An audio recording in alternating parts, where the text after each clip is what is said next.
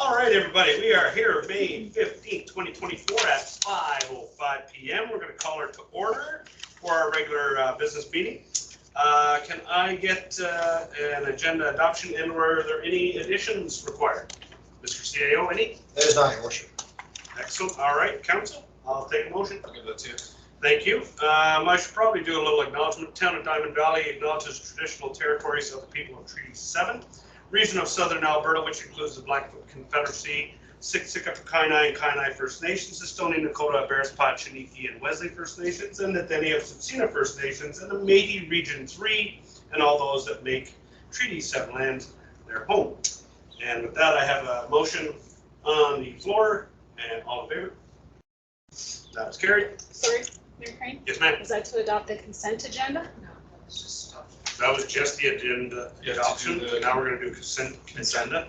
I jumped a little ahead, I guess. I think it's consent first. Would you like to In make case you friendly need to amendment change to the it. word consent, and then we'll vote again? Consent to that friendly amendment. He consents to the friendly consent agenda amendment. All right. That's not a double negative, by the way, in case anyone was confused. That's a purely consenting, conceptual consent. Okay. All right? Yeah. Let's vote on that, shall we? All in favor? Excellent. Now can we vote on The regular. the agenda? Yes. Veronica, Deputy Mayor, would you give me that so kindly, as you're so professional in this aspect? Excellent. All right, no additions, so all in favor? Yeah. Can I get a motion to go and close, please? I'll do that too, Excellent. back to back. Do we want to reference what we're going to close for? Legal matter. 27-1. 27-1? Yeah. There you go. All in favor? At 5:07.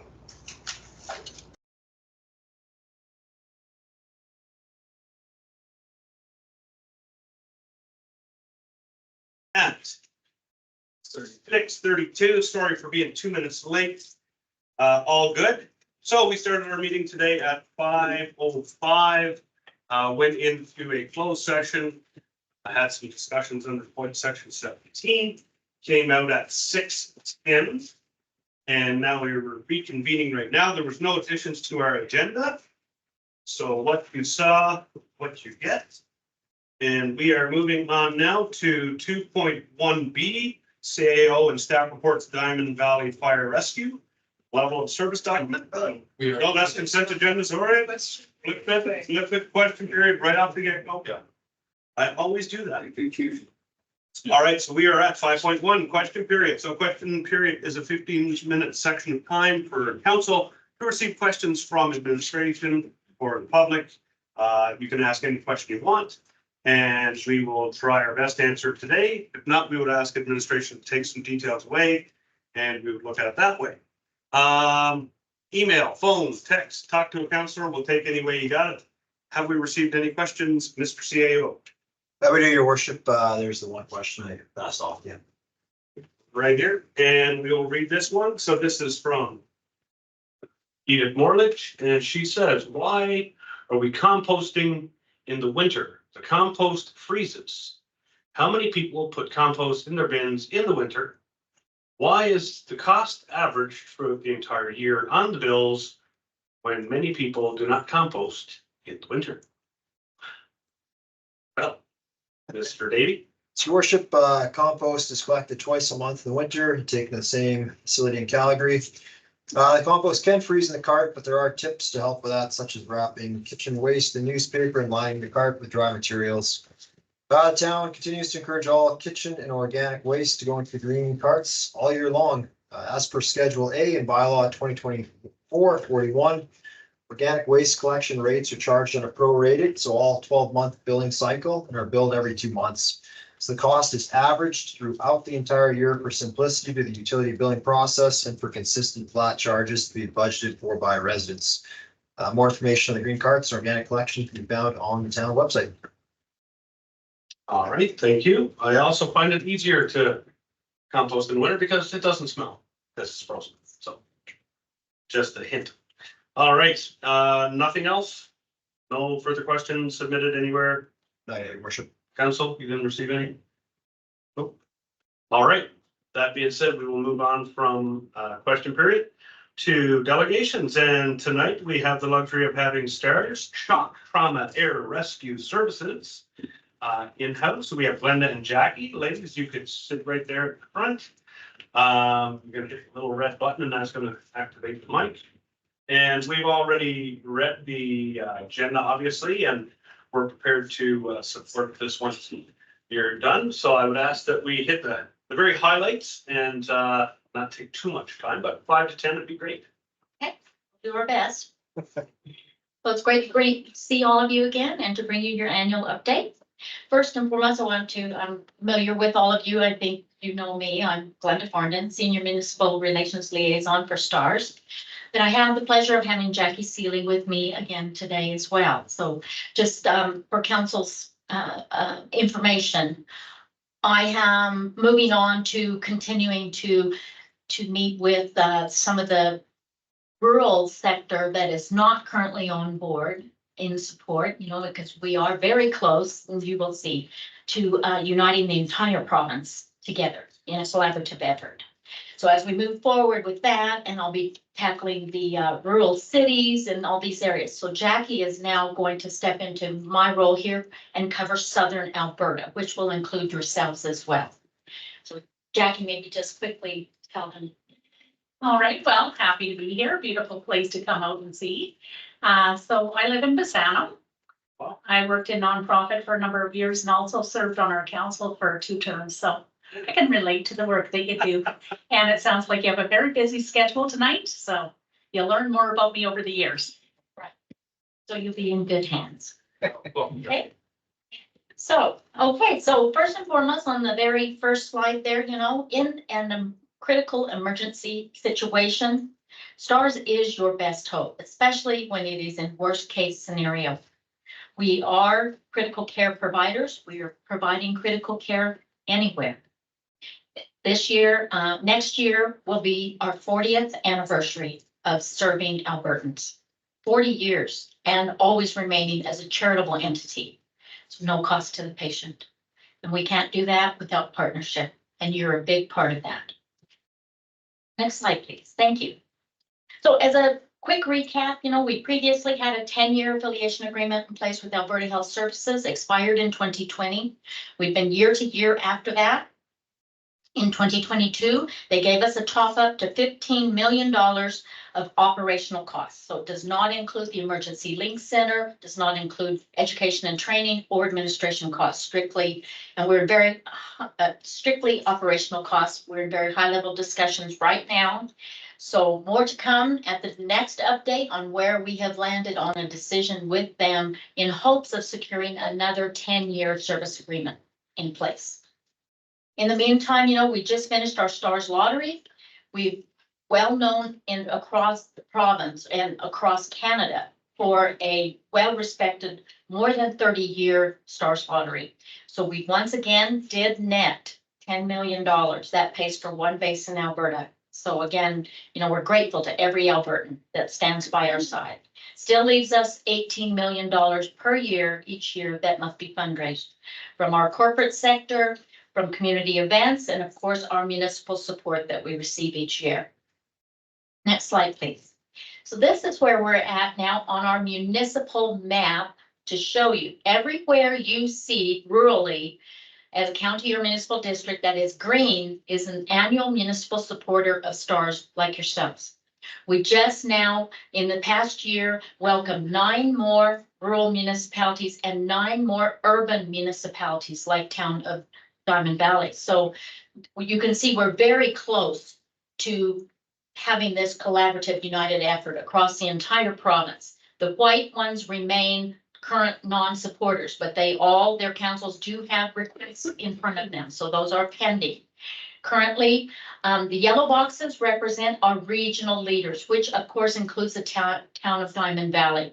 This means that anywhere that shows a yellow box, that they're giving at a minimum $2 per capita, ranging as high as $90 per capita and everything in between. So about 72% of the entire province is giving at least a minimum $2 per capita. So now complete regional partnerships with the Little Stars. Those are counties that have every single town and village that lies within their boundaries is also a supporter of Stars. So we just welcomed Wheatland County as well as Beaver County. And then the red boxes represent our municipal leaders that are on standing motion, like yourselves again.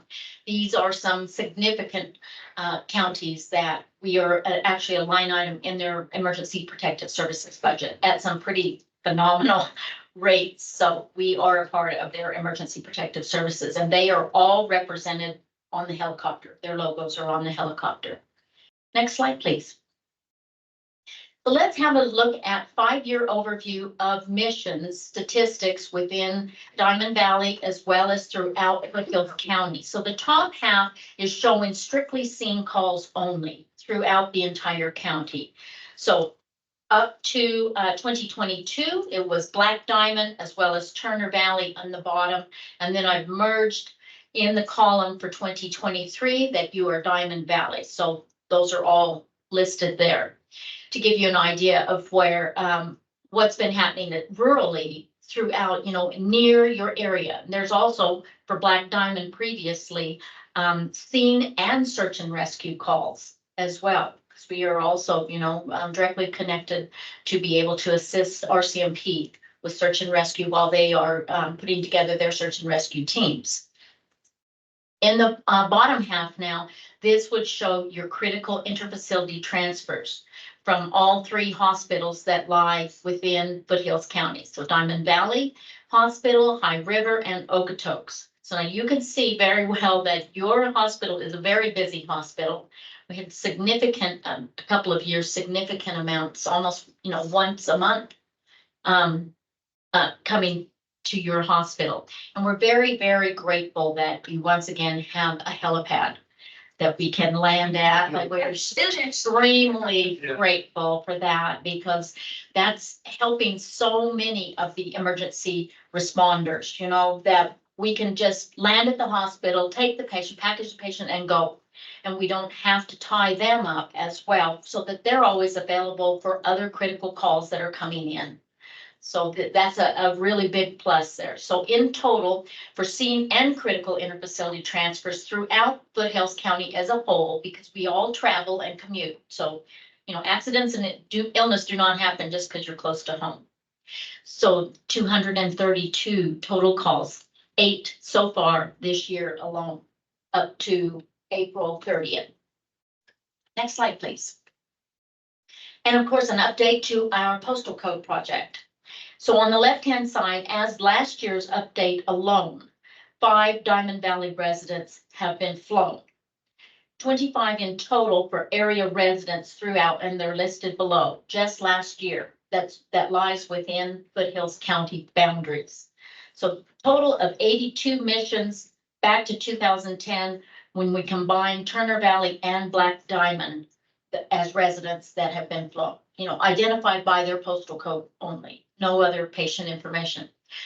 On the right-hand side, though, shows you then 407 total area residents from Foothills County boundaries have been flown since 2010. 121 were picked up in Diamond Valley.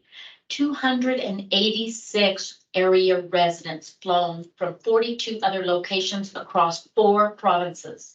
Everywhere you see a red dot, they were not at home when they were flown. So again, that is a testament to the value of our partnership for your residents. They have access to Stars all across Western Canada. Next slide, please. Thank you, Linda. Hello. All right. Okay, so the H145 is a generational investment. Doesn't sound like it's working. Oh, there we go. The H145 is a generational investment. So we received our 10th and final helicopter last year, and we were able to sell off the remainder of our BK117 fleet to complete this capital campaign. So all 10 helicopters are completely paid for now. So we're very happy about that. Next slide, please. Stars is more than rapid transport. Our emergency link center in Calgary has over 36,000 emergency requests per year. Because we also, not only do we dispatch from our bases, but also Halo in Southeast Alberta and Hero in Northeastern Alberta.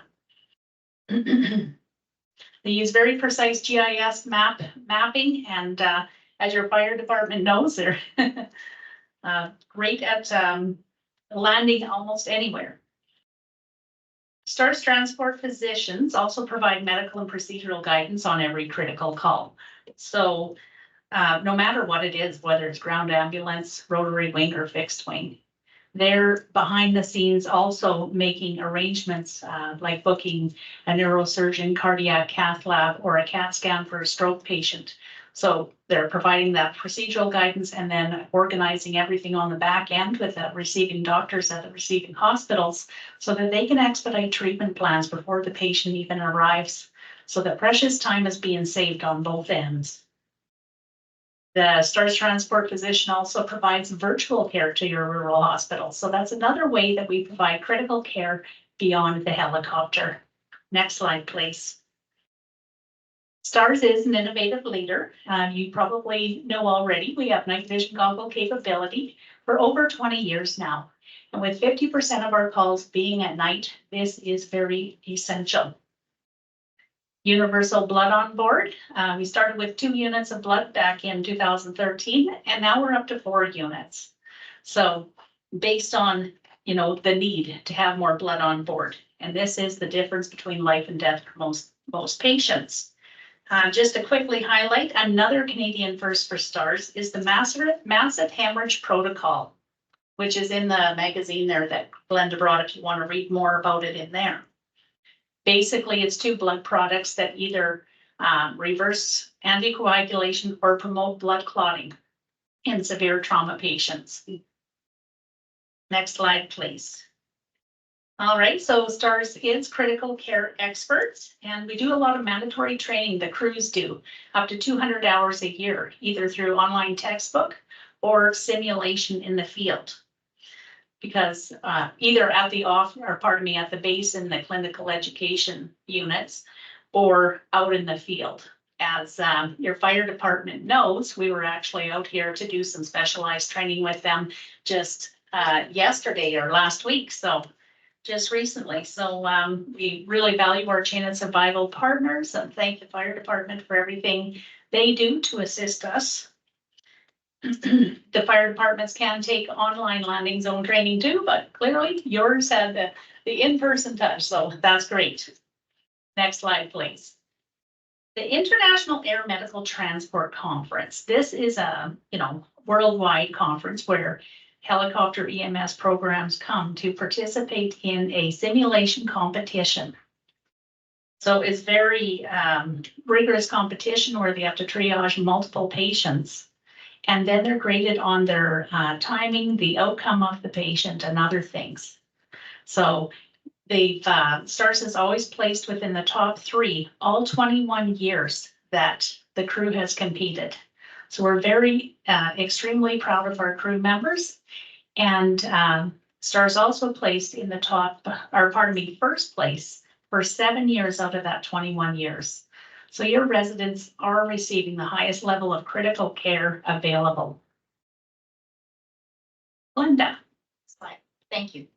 So in closing, we would just like to say how much we sincerely appreciate the partnership that we share with the town of Diamond Valley. We thank you for your leadership. We thank you for your dedication to STARS and your ongoing, unwavering support.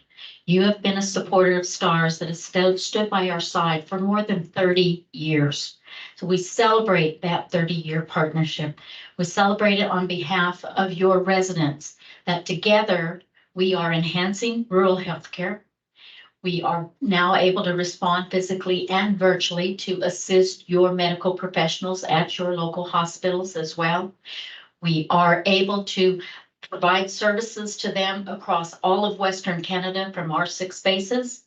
Your current pledge of support has continued to be, now that you have amalgamated, that both of you, that you are now, as Town of Diamond Valley, at $3 per capita. That's one of our regional leaders. So you are a leader. And we appreciate that as we move forward to build regional partnerships within Foothills County. So we again ask that you will continue to support us at the $3 per capita rate. We've been on standing motion for many, many years now, meaning that we are a line item in your budget each year, and we can count on the town of Diamond Valley, and we're not getting forgotten when there's changes in staff changes or council changes, you know, after elections, things like that. That is the epitome of being a partner with STARS, is having that sustainability piece. Because the mission rate continues to increase, fuel costs are rising, medical supply costs are rising, it's never ending, right? So thank you again. We are currently averaging 9 to 10 missions every day across our 6 bases. So literally a life is saved every day. But partnership has made it possible for almost 40 years next year. So we thank you for your partnership. And with that, we have a small token of appreciation that we would like to present to council. We'll take that sticker. I'm sure you can't give us money, but oh, it's not, that's way better. This to you on behalf of our appreciation for your more than 30-year partnership. And the fact that it is the brand new helicopter now, so we can move forward with the correct name of Town of Diamond Valley. So Awesome. You guys go here, actually, and we'll have flags in the background. that would be great. And then all the council can kind of copy up there. Yeah, let's get it in there. Let's get it in there. She's down. Yeah, right here. Hope you guys come on in and look at those. You go right there in front. Thank you, thank you. Yeah, the picture. You ladies here? Sure, okay, all right. We'll do that. Heather? There, all right. Is that good enough there?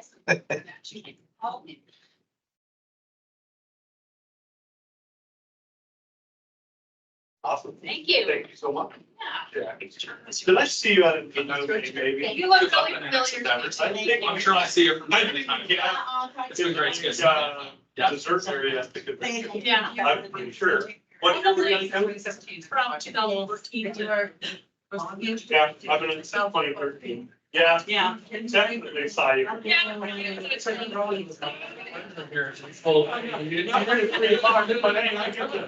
black diamond coattails. Yeah. I think you have a clip. It's a guy that he's going to go now. No, I hope in place that I need to refuse to send this picture. I shall put it there. Right there. There you go. Awesome. Thank you so much. We will do. Yeah. That's where. Mine's one with all the food on it. That's just. Yeah. Yeah, I saw that. So, Yeah. there you go. Yes. We will be going there, don't you worry. We will be. And I know one of the counselors that helped. Did you have a review? Okay, I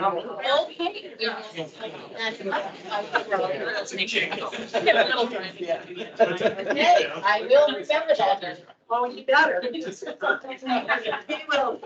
tuck it in next to it. See you guys. All right, guys. Thanks, Jackie. Your meeting. And great on the timing, that was perfect. Okay. I was hurrying Oh, it was up. perfect. It looked like it was all exactly as it was supposed to be. I'll send you copies of the. All right, ladies, thank you very much.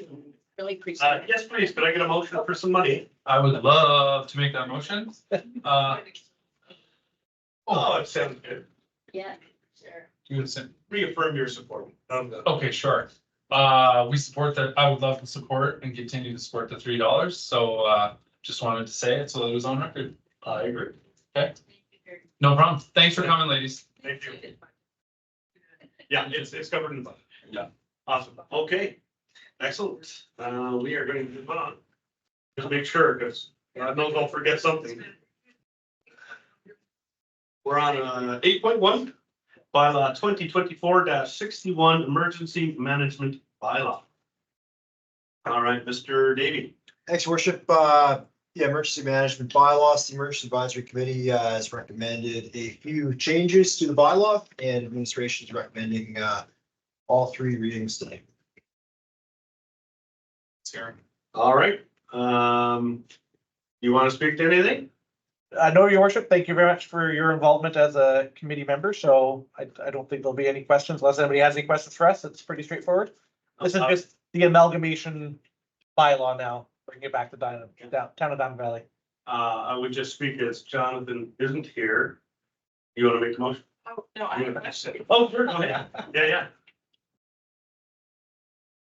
Okay, so we have a new fire chief, so I have to ask this question because this was literally like a 1-hour argument at our JFAC prior to amalgamation. In a state of emergency, if quorum cannot be established, we decided on having you have to have 2 members of council. Is that onerous? We fought over whether it should be 1 versus 2 for an hour, and I just wanted your opinion. I can only speak subjectively. In my opinion, new director of emergency management, Logan Sabrin, haven't had the pleasure to meet you. We have discussed that with the emergency advisory committee, not so much the number for quorum, but the ways to make it simpler or easier for you to gain quorum, including electronic methods, phone communications, even text messages. It was addressed within multiple meetings. I don't know if that addresses your question. I think we're comfortable with the 2 as it sits in the bylaw, but always open for criticism or feedback. No, I'm happy if you guys have discussed it and you're happy with it, then I'm happy with it. Okay, perfect. Yeah, and like I was saying, Jonathan, we had a great meeting and met Logan for the first time, and I must say I was extremely happy to see such a young guy with such a maturity of thinking and eloquence when he speaks of topic. It was very refreshing. So again, it just goes hats off to TJ and the team. The players that we have in our emergency management are absolutely top notch. So we had a great discussion. Jonathan, of course, always on point with his critiques. That topic did come up, and we kind of actually said, you know what, you guys are professionals. If it's really an emergency, you're not going to be looking for us too quick. We're here for money. You'll find us if you need us, but take care of that emergency first. The money will flow. So, but yeah, it's just nice to know that through amalgamation with all the people that were in these positions that really did a great job, that the people that stepped in to replace them are of equal caliber. And that I think is great. So that being said, give me that motion. They're up on screen here. That council give bylaw 2024-61, the emergency management bylaw first reading. Excellent. Any comments from council? It's pretty straightforward, red line version, almost a copycat, few tweaks, but very good. Blanchard. Take care, thank you, and we'll look for that email. Okay. All right, all in favor? And that is carried, thank you. Brendan? The council give bylaw 2024-61 second reading. Excellent, thank you. Any comments, concerns, questions, clarity? All in favor? Thank you, Heather. Oh, The council agreed to present bylaw 2024-61 for third reading at this meeting. excellent, thank you. Any comments, concerns? All in favor? Deputy Mayor, why don't you bring us home? That council give bylaw 2024-61, the emergency management bylaw, third and final reading. And no comments, you read my mind. All in favor? And that was carried, thank you. Alrighty. Quick and easy, Japanese. Oh, I don't think I can say that anymore. I don't think I can. I take it back to all those Japanese people who got to stop. Stop that. But bylaw 2024, that's 62. Intermunicipal Committee, IMC bylaw. Mr. David. Thank you, Your Worship.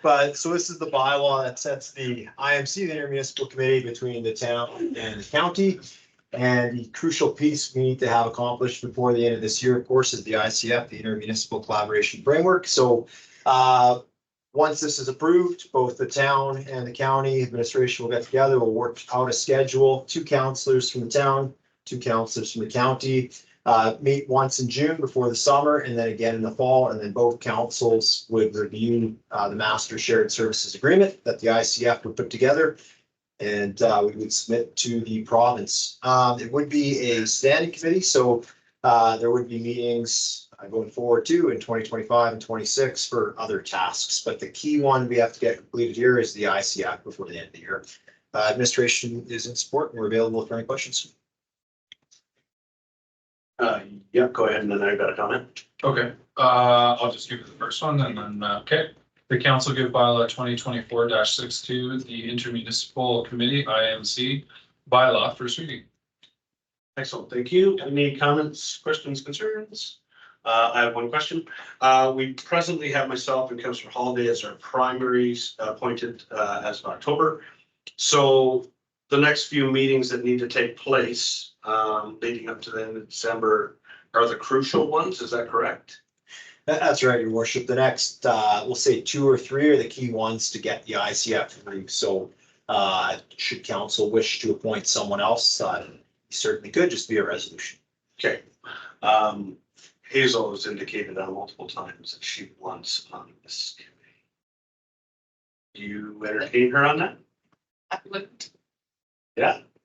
As in- No, I want to be on this. Oh, you want to be on? Yeah. Okay. Yeah. Sorry. I had to ask, because she's not here, so she said you need to ask. I said, okay, I will. That's okay, because we can do 2025 and she could jump on. No, I want to be a part of the ICF. There's a lot of numbers to go. Good. Excellent. I think it's crucial that I'm there as well, so. Okay, then for 2024, we will keep the org chart as is. No, because we haven't voted on the first one. I'm gonna go to Heather for comment. I just wondered, looking at the terms of reference. For the committee, the communications box to staff, just updates, et cetera.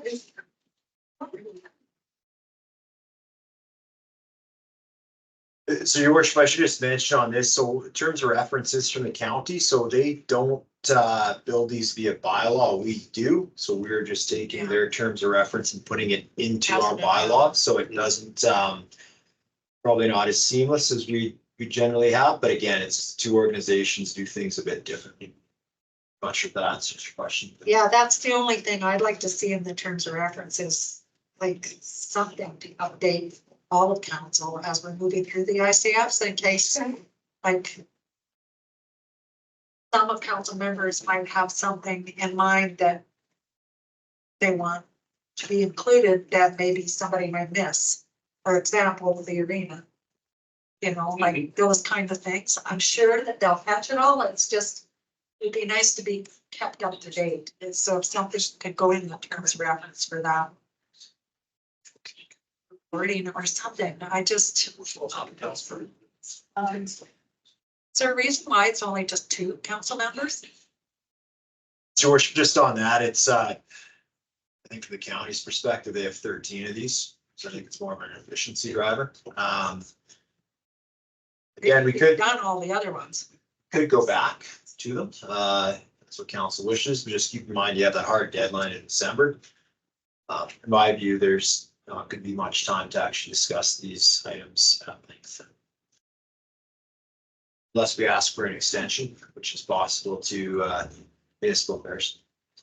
We've had multiple extensions through amalgamation. I think what we could do, Councillor Thompson, is we could have add to our cows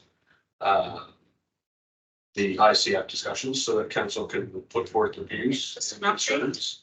So that the 2 members can take those forward. I don't know that that has to go in the terms of reference, but maybe just a motion that in the future that the updates from the this committee be provided at the committee meetings. Could certainly do that, your worship, after supposing the first meetings in June. We could, via motion, would confirm it, we could just have the feedback mechanism that we sort of just capture the highlights that follow on read the whole. Yeah, so once we've finished through this, we can have that. As well as we're moving through this. A member of the public might say, hey, did you guys forget about us? So. Okay, so once we get through this, then we'll take a quick simple. Okay. So any further discussion, concerns? All in favor? All right, I will give the council give bylaw 2024-62 second reading. Any comments, concerns, questions, clarity? Seeing none, all in favor? Councilor Holly? The council agreed to present bylaw 2024-62 for third reading at this meeting. Thank you. Any concerns, questions, comments, clarity? All in favor? And that is carried unanimously. Thank you. And Deputy Mayor. The council give bylaw 2024-62 the intermunicipal committee IMC bylaw third and final reading. Thank you. And last chance. Seeing none, all in favor? And it's carried. Thank you. Look forward to getting into those meetings finally. Alrighty. Action items, property tax scenarios. Oh, sorry. Let her make. Yes, absolutely. Go ahead. Yeah, I tried to sneak down my day and something. Council agreed to have IMC, the intermunicipal committee, provide updates to the committee of the whole meetings of council. Excellent. Comments, questions, concerns? All good. All in favor? And Sorry, you can jot that down quickly. Okay. Thank you. All right, moving on, 9.1. The property tax scenarios for 2024 tax rate bylaw. Thank you, worship. So, thanks, worship. So, yeah, just a reminder, so budget is set. So really what this is talking about is simply just the spread between residential and non-residential. In 2023, it's 89% residential, 11% non-residential. Administration is recommending a slight shift to 88% residential, 12% non-residential. And the reason for that is the average residential assessment went up approximately 20%, where the average business assessment went up 12%. So that 1% shift would slightly balance that out. The second page gives you scenarios highlighted in yellowish. There's residential and commercial for 19 and 11. And you can see the spread between 88 and 12, 89 and 11, and 90 and 10. So with recommendation of 88-12, it tends to kind of give it the most balance. That's our recommendation, but happy to take council's feedback. And Lisa's here for any questions. Excellent. Thank you, Councillor Brennan. Great report, as always, Lisa. Thank you very much. Awesome, love it. Very happy to support the 88 and 12. Just a quick question for CEO Davey. From an assessment point of view, any rationale as to why the residential would be so much different than the commercial, seeing that the values are going up all across the board? It's a pretty big difference. Great question, Worship. Actually not sure if Lisa's heard anything from the assessor or. One of them is market value with the residential. And we had a pretty extensive provincial audit done on our assessment process in 2023. The province is having us move towards income-based assessment on commercial properties. So if you have some commercial properties that maybe have vacancies or lower lease rates, that will impact assessment. So I did send out some questionnaires. We received those back. So they're assessed a little bit differently than residential properties. Well, great. Thank you for the answer. That was spot on. Curious. Okay, that's it for me. I'm happy to give the first motion when it is. All right, we'll go on to Heather. I'm good with that. Never mind. For the See you. mill rates at 88-12, is that mill rates from last year? The mill rate from last year is up on the top right. You can see the residential was 0.00705. 156, and non-residential was 0.00873945. So with the 89-11 split, we actually are reducing both mill rates. Yes, with 8812 as well, there, given that assessments are significantly higher, the mill rate is being reduced, the municipal mill rate, yes. So it's just important that our residents realize that we actually are gonna reduce that mill rate a little bit, because assessments have gone up and we're capable of doing that. It would be the other way around if mill rates had dropped. Potentially would have had to raise the mill rate to meet the budget. But so we can do this reduction in the mill rate for the 89-11 split, which I fully support.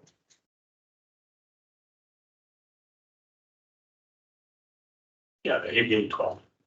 Yeah, okay. 88-12 you support? I guess the question, Oh, yes. fine, The 88, yes. the most important thing that we're gonna hear is, the promise was 0% tax increase in first year of amalgamation. There was no, it's not paying for that. Well, That was your promise. no, I said 2% increase, you guys said 0.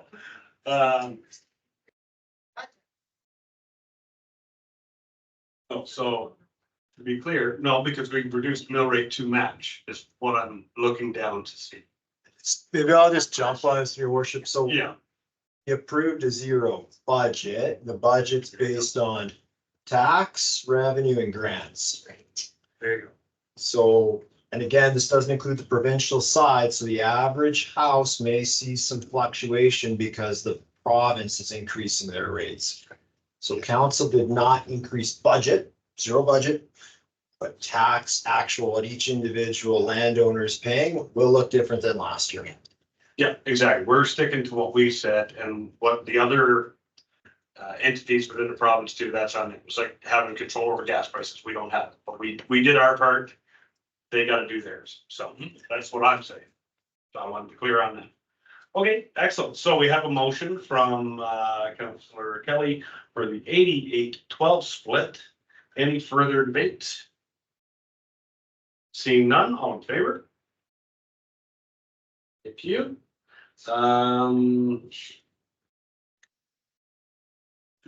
That's it. Sorry, your worship, we're also looking for Say, number 3. number 3. 8. Okay, Heather, you want to use that one? Sure. Please attach payment deadline, August 15, 2024, for the 2024 tax rate file. All right, is that enough time? Is that all good for a minute? That's solid. Okay. Any debate on that one? Yes, please. Lisa, does this mean that we're not gonna have to pass this bylaw every year again, are we? Are we gonna keep changing this date?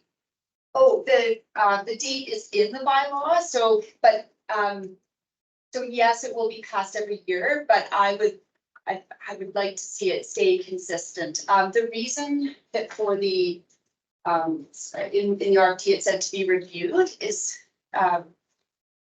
last year and this year, it falls on utility deadline date as well. So there was some concern with reception, but we have added some additional employees. So our hope is that we can still manage that August 15th deadline. If that's the only reason it says to be reviewed. Okay, and at this, so you'll be bringing the tax rate bylaw back to us to, what to be, Next and meeting. the tax penalty bylaw as well? Or is that one staying the same? It's included in this bylaw and I did not touch on it in the RFT. It wasn't planning on that change. Yeah, no, But that's okay, I just wanted to know that all that will be. We good? it will be, yeah. All right, excellent. Thank you. Any further clarity? Good. All in favor? And that is carried. Right. Moving on. We have the streamlining process 9.2. Mr. Baby, I assume there's some stick handling here between you and Carrie on this one, so I'll let you lead her. Thanks, worship. So streamlining planning permitting process. So this came up from the ECDev Advisory Committee and an admin request from council.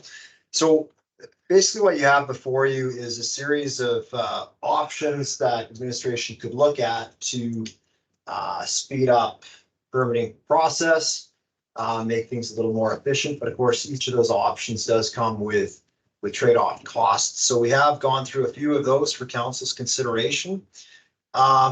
With knowing too that Municipal Government Act does constrain a lot of the things we do, those timelines are well defined. But what we're also looking for here is to actually stand down the Economic Development Advisory Committee and remove appointments and retool the EDAC combined with the Municipal Planning Commission into a steering committee for the Municipal Development Plan, which we want to start next month. So the idea there is that both of these committees have a lot of knowledge and expertise on them, and we believe they'd be much better suited to look at the more vision kind of level of where the town's land use should go. This would be step one by standing down the Economic Development Committee. And then at the next council meeting, we'd be looking at Municipal Planning Commission. Both of those were done. We retool those into a new terms of reference for a steering committee for the Municipal Development Plan, and we carry on that way. Carrie and I are here for any questions. Okay, council, questions, steering committee versus two other committees, so thoughts? Brendan? Yeah, I'm happy with what I see here. I'm not a member of the EDAC. But I can certainly speak to the MPC briefly, but we haven't had that conversation as a whole in the committee yet, but I love the idea of the steering committee. I think a lot of the things that we discuss at the MPC are largely administration pieces that they should be looking at. Carrie and I and the team have spoke at length about that when it comes to variances and other such things that are asked by the community. So I'm in support of merging these two committees. Taking those that want to continue to be involved in the committee from a volunteer level, using that expertise. That was one of my biggest things when we first started to discuss this, was trying to keep those people on board so that we would have some clear direction. We've got some wonderful people on the MPC, decades worth of experience combined, far more than that. So I'd love to see as many of these members stay on board as possible, and would love to see a steering committee moving ahead. So, thank you. Deputy Mayor. I'm in favor of Val. Beyond economic development, I always saw that committee as a training ground for amalgamation and proof of concept if we could do it. And now that that's come to fruition, the committee is desperately in need of a project. These volunteers are driven and antsy and intelligent, and I think this is just the type of project they might be interested in. So I really like the idea. Thanks. Sir Thompson. I too am part of these proposed recommendations by administration. I think that bringing these two committees together to sit on an MDP committee would then, Municipal Development Steering Committee would then bring the business side and the residential side into development of our MDP. So I thoroughly am good with this, and having those residents come into it, and I think that's great. And also, I think it will, by standing down both these committees and putting it back on for different planning things that really should be administrative, it will speed up different processes in the planning processes. So that's our idea, is getting rid of some red tape and actually helping. So you don't have that next loop, and then sometimes twice jumping through that loop to get something approved to move forward. So I'm totally in agreement with this. Cindy, it's just as well you weigh in here, because if not, you're gonna be the last one left out. I am 100% in favor of, for all those reasons. But I don't know if we're doing the MPC decision tonight, or are we waiting till the next meeting? So for I'll sure. just walk through that, your worship. So tonight is just the EDAC. Yeah. If council stands that down, removes the appointments, which is the housekeeping item we have to take care of too. At the June 5th meeting, we come back with the terms of reference to create the Municipal Development Standing Committee, which is ad hoc under the council committee's bylaw. And we would do the same process for the MPC. So tonight is just simply the act dev, but we're just sort of mapping this out so everyone knows what we're planning. And then at June 5th, you'd have the terms of reference and the MPC. So two parts, but tonight, just the act dev.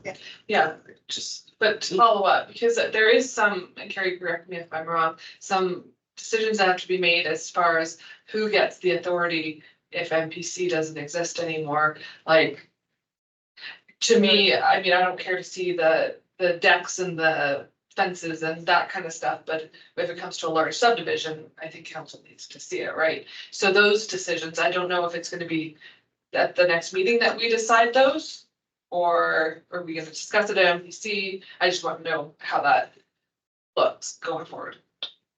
Ms. Flordo? In the business case for dissolving the municipal planning commission, it is our recommendation that as many items that can be dealt by administration should be dealt by with administration. Again, the more that we put that on to a committee or council as a decision-making body, the more that we have likelihood to stall the process. If something comes in front of you, you need more information. We have to send it back to the engineer. You're confused with what the engineer's recommendation was. You're not having those one-on-one conversations with the applicant and with the engineers and the planning consultants and the technical experts and the lawyers. And so my recommendation is to leave administration of bylaws with administration, leave legislative processes as much as possible with legislation, and stay focused on driving the strategy and the direction of the town. Well said.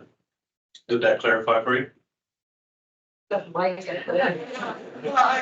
just thinking of it, impending, hundreds of unit lot subdivision, and that if council, it just gets all taken care of by administration, never have to come back to council. That I could see me having a problem with that, but maybe that's just me. So in removing the municipal planning commission bylaw, there would be amendments required to the land use bylaw and other documents that refer to municipal planning commission. It would be in those amendments that you define where that decision-making authority goes to. And again, when a 100 lot subdivision comes forward, there should be an area structure plan, a municipal development plan, directing administration on how to make those decisions. I want to be in the weeds on development stuff. Yeah, I'm not a pro. Yeah. And your worship, I should just say too, so this substantive report is coming for the June 5th meeting that will specifically look at this, and there's quite a bit of detail in there, so maybe some of these questions be answered then even in the report. So we can deal with the EDAC tonight, which is a recommendation. Yeah. I do have some of the following same concerns as kind of holiday, just in terms of ensuring that we have the public engagement when it's appropriate, not when it's stifling the process. So I think that's very important to note for sure. The MTA gives us lots of options. So I think, yeah, we can get to June 5th, look at some thorough details around how the who's, what's, why's, when's, and where's, those things would take place. Public engagement, of course, is the bread and butter of the council. That's the process that we live by, making sure that we are listening and being responsive. When people don't like the outcome, it's still our job as a council to do that. So where those things belong is what we'll be looking for. But I 100,000% agree that we need to separate more and more. Administration's jobs are administration's jobs and council jobs are council jobs. And so we want to make sure that you guys have the tools you need and efficiency to do that without us getting in your way. So I will hand it over to Deputy Mayor, and I think she has comment and a motion. I have no comment. Yeah. I thought you were like that, Counselor Kelly. But I don't see the motion you want me to read. No. Thank you. Stand down the Economic Development Advisory Committee and remove appointment. I'm going to read both points A and B. Because I can. That council agreed. That was just Yeah, Information. that was a section. yeah. I should agree on that, It's fine, your worship. right? You add, Yes. To add to invite them to sit on the. Or do we wait until we have that bylaw in front of us? Yes, please, your worship. Let's do that on the 5th. Terms reference. And I can remember all the names by that point. Okay, so we're not going to put a motion on the floor then, is what you're saying? No, we're gonna stand We're there. gonna stand down. Yeah, just do need, yeah, Are we? stand down. That's On right. June 5th, we're gonna get there and bring it all back. That's right, your worship. Yeah, I think, number 2 is on the floor, but. Two's on four, yeah. Yeah, okay, good. All right. Okay, we're all clear. Any further concerns? Number 2's right on the board, if anyone wants to read it in detail. Excellent, it's good. No concerns, all in favor? And that's carried. That's the only one we need tonight. Is it? Your Your worship, you could do 3. I mean, we've got the intent, so that would come back as June 5th anyways, but council certainly could, should you wish. Yeah, I could do that. That council agrees. to- Yeah. Council agreed with direct administration to bring back a municipal development steering committee ad hoc under the council committee's bylaw to the June 5th council meeting.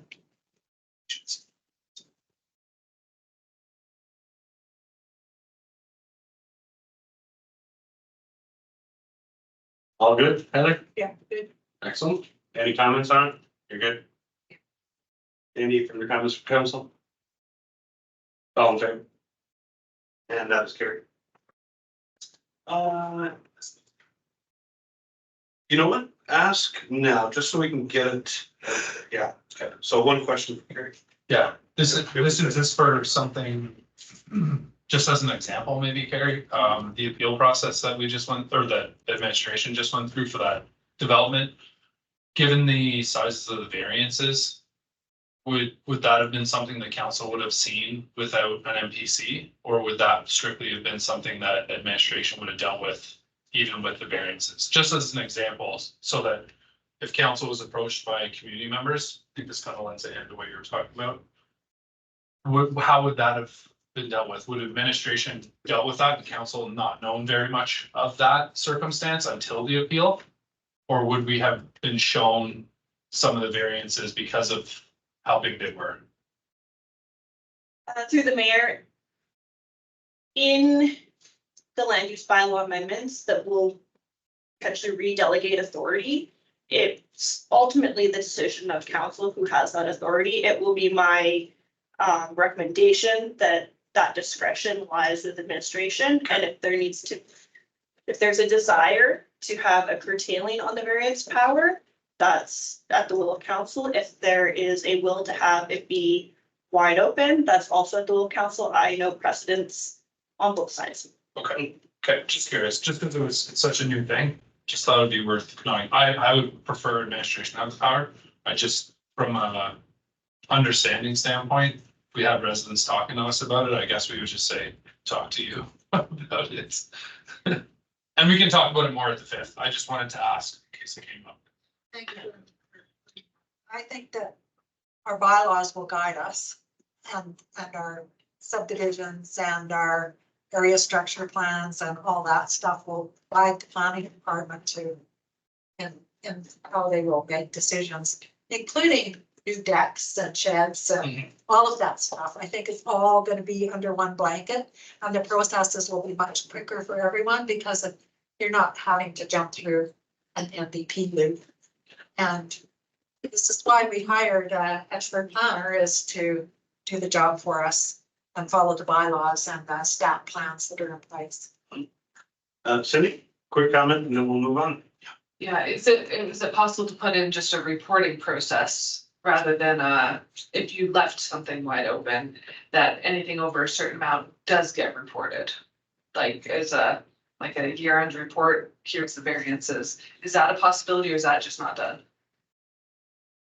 Through the chair, the proposal at this point would be to provide similar-ish reporting that was done to MPC directly to council with general development statistics in alignment with CAO DV's new reporting structure.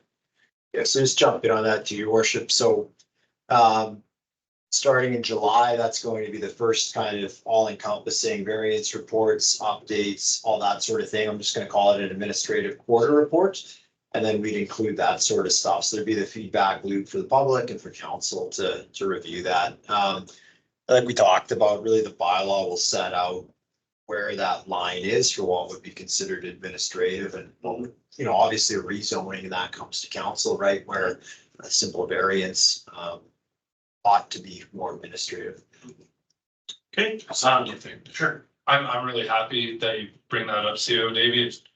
I think my concern is that as we potentially move committees or get rid of committees without that reporting piece, it's like, are we doing too much too quick? And I just wanted to make sure that we didn't miss some of those smaller pieces, or in some cases, bigger pieces. So the reporting piece is really what I was after. I just don't want to move people from a committee to a steering committee and then we miss some items in terms of clarity, transparency, communication.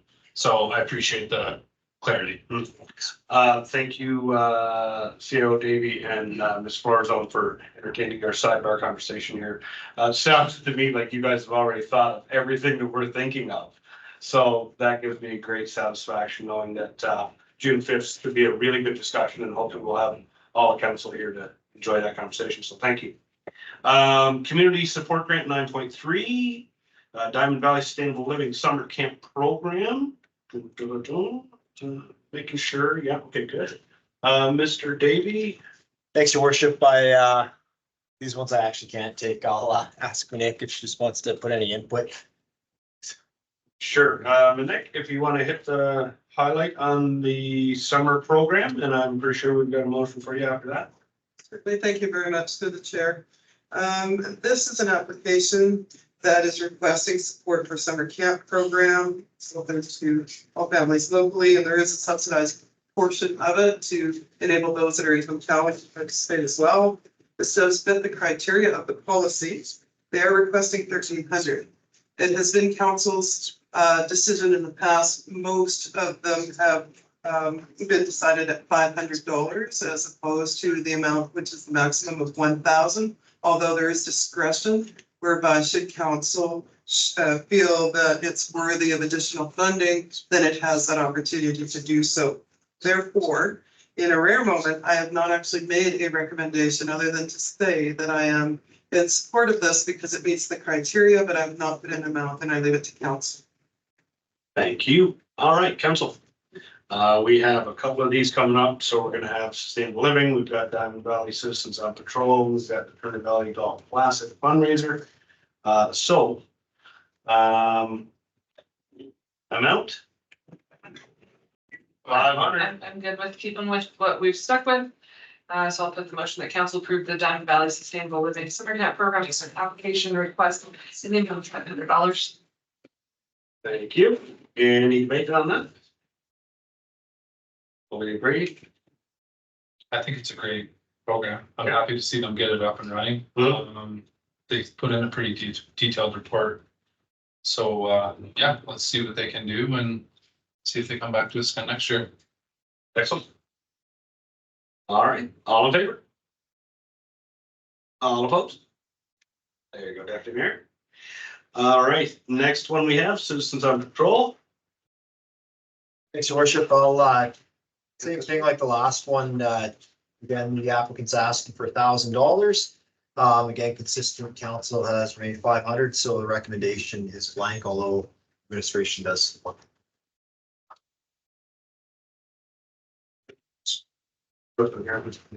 I love these guys and gals. But we have a precedent that we're pretty much sticking by here.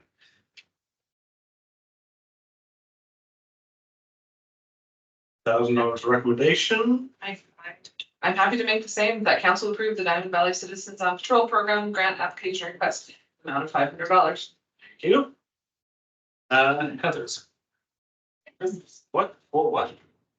What's this for? Yeah, so that's what I was, because I read it today, and I didn't see a reason. Going like, what are they wanting money for? I think they help out with gift cards and just. Gas in their advertising vehicle, and what I would. Gas, yeah, gift cards for gas, probably, Well, It doesn't. and advertising. So, Doesn't say in the you know, it application. doesn't say in the application what it's actually used for. And then can you expand on that? Just, thank you, Councillor Thompson, and through the chair. It is difficult for some of these groups at times to be able to define specifically what they're looking to support. However, it's operational, which means that it would be everything from supporting their volunteers in both training, sometimes attending conferences, fuel for their vehicles because they do volunteer their time, as well as any kind of volunteer recognition that they may do as an organization. Regrettably, it didn't make it to the application, but I should have perhaps taken some license and added it to the RFD. thank you. Heather. Yeah, I get that. It's just like, did we receive this last year? I can't remember. Did we receive a report as we usually get on? Thank you for the question, Councillor Thompson. The final report was actually embedded into some of this information. They talked about the number of volunteers, which appears to have increased in some of the training that they've gone through. I'll speak to this one, only because I did a 8-hour ride along with them. So you see here in the information, they did 175 patrols, 926 hours of volunteer time and covered over 4,254 kilometers. I'd say they're probably one of the better volunteer groups in town that have 1,000 volunteer hours under their belt. They did use some money that was provided from another fundraiser. They all have vests, name tags. They're working very tightly with RCMP, search and rescue, fire services as well. They're all coordinated. Not to be biased, but next to the Lions Club, these guys are probably my fave. They're absolutely on ball. They have come around. Every time I go out on Friday, I can see 2 of their vehicles with vests driving around town. So I have no problem supporting this for 500. And I would simply say gas money alone, this is money well spent. So I speak totally in favor of this, and I think we should support them fully. All in favor? All opposed? Thank you, Deputy Mayor.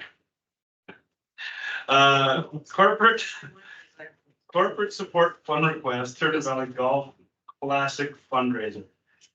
I'll give you a motion right now. Brendan, give me that. Yeah, more than happy to support the Turner Valley Charity Golf Course Classic in the amount of $300. Thank you. And does that give us 2 golfers, or is that just a full sponsorship? I think it's just a full sponsorship. You can always tap them for 2. I go. Well, just to speak to this motion, unless Cindy, you're ready to, because your light's on.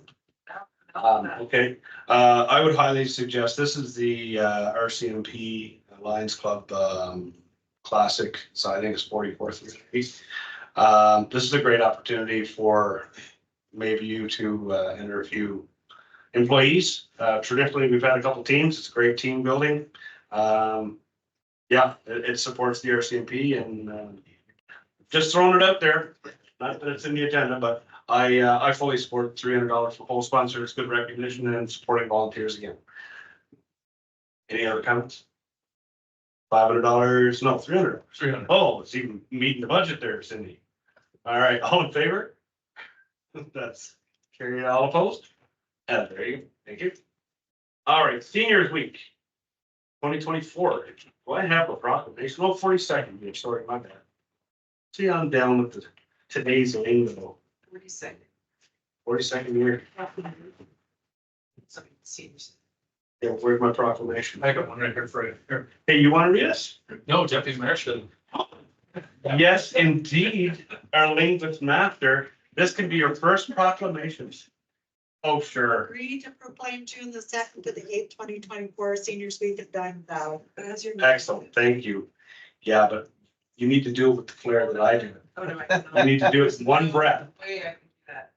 You gonna do it? I can't we really vote on that for you. first? No, you can say deputy mayor. You Other do- ones that vote for. Come on. Taking Oh, more time than that. Yeah, let's do the vote. All in favor of Veronica reading? Yes, that's Carrie. All right, now you gotta zest it up. Okay, so first of June is Seniors Week. And Seniors Week has been celebrated for eons since 1986, and to acknowledge and recognize seniors throughout the province, this is what we do for them. This provides a great opportunity to show our appreciation, did we just do that, to seniors for all they do and support resiliency in families, communities, and our province. With luck, we'll all get there one day. Our seniors provide an invaluable foundation for our community. We recognize that seniors have great capacity for using their lived experiences and acquired wisdom to guide and support others in many valuable ways. The seniors of Diamond Valley and all of Alberta are impressively engaged, active, and resourceful, and we are grateful to them for sharing their time, talent, and compassion with others. We appreciate their efforts to build strong, caring communities and sincerely thank our seniors for all they do and who they are. In honor of the seniors of this community, Mayor Barry Crane over here does declare June 2nd through 8th, 2024 to be Seniors Week in the town of Diamond Valley. But they did a great job. All the apostrophes are in the right spot. Excellent. Well read. Well done. Well done. Thank you. All right. I think there's another proclamation in it. But that's not. Oh, man. I'll do it. Oh my gosh. Well, let's see. I think it's just, Hold on. Yeah, see, they're not easier. You just do the whereas. Oh, I'll do Public Works Week. Come on, this is gonna be great. Skip the whereas. Okay, I need a motion to read this baby. Do it. Veronica gets it to me. All in favor. This is 9.7, the proclamation 2024.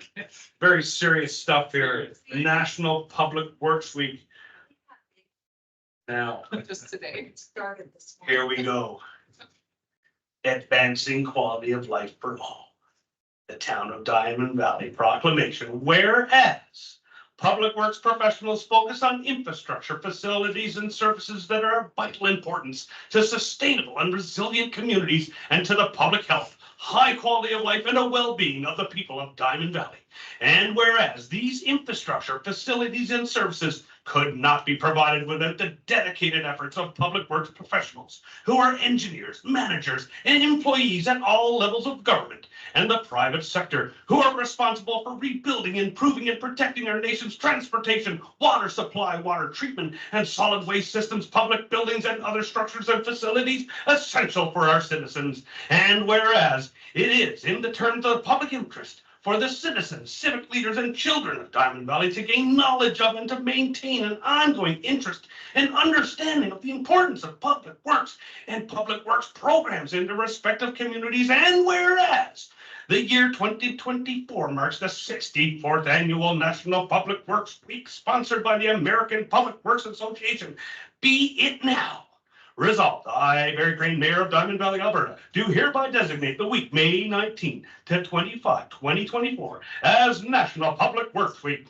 I urge all citizens to join with representatives of the American Public Works Association and the Canadian Public Works Association and government agencies in activities, events, and ceremonies designed to pay tribute to our public works professionals, engineers, managers, and employees, and to recognize the substantial contributions they make to protecting our national health, safety, and quality of life. In witness thereof, I have hereunto set my hand. Done at the town of Diamond Valley, Alberta, 15th day of May, 2024. I did have one mistake, didn't I? I have a question. Yes, ma'am? So you took that EOEP efficient meetings, right? Yes. Did they recommend we read every single proclamation that comes across the council desk? Is that efficient? Like, did they even mention it? Darn fun though. It's a question I. They're entertaining. They're entertaining. Yeah, it adds to the jeopardy, the joyousness of a meeting. They're always so much, That's something. they're so much fun. You know, it doesn't. Oh, you love it, Heather. Okay, here we go. No, what's next on our agenda here? Oh, just 1 and 2. We have administrative inquiries. We have none. Did Jonathan not have any administrative inquiries? No, your worship, we did have one that we tied into the streamlining process. Thank So you. I hope that satisfies it. Nope, that's good.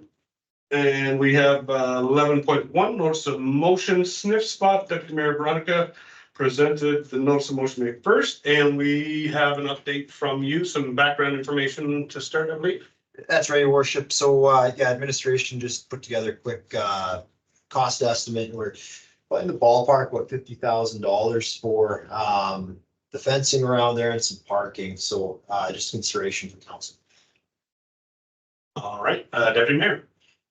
Well, I'm for just removing this concept entirely. I almost regret presenting it based on the feedback I received from adjoining property owners, not all, but some. And so I just don't have this fight in me. I just don't care. All right, I would have said 50,000 for fencing is a little too much for me. But I'd already made this decision before I talked about fencing, so thank you for looking into the fencing. All right, well, I'm guessing then Good throwing. that's about it. That's the end of that. All right, that's the end of that. Then we shall move on. It is as simple as that. And we're done. It is 7:46. Thank you very much.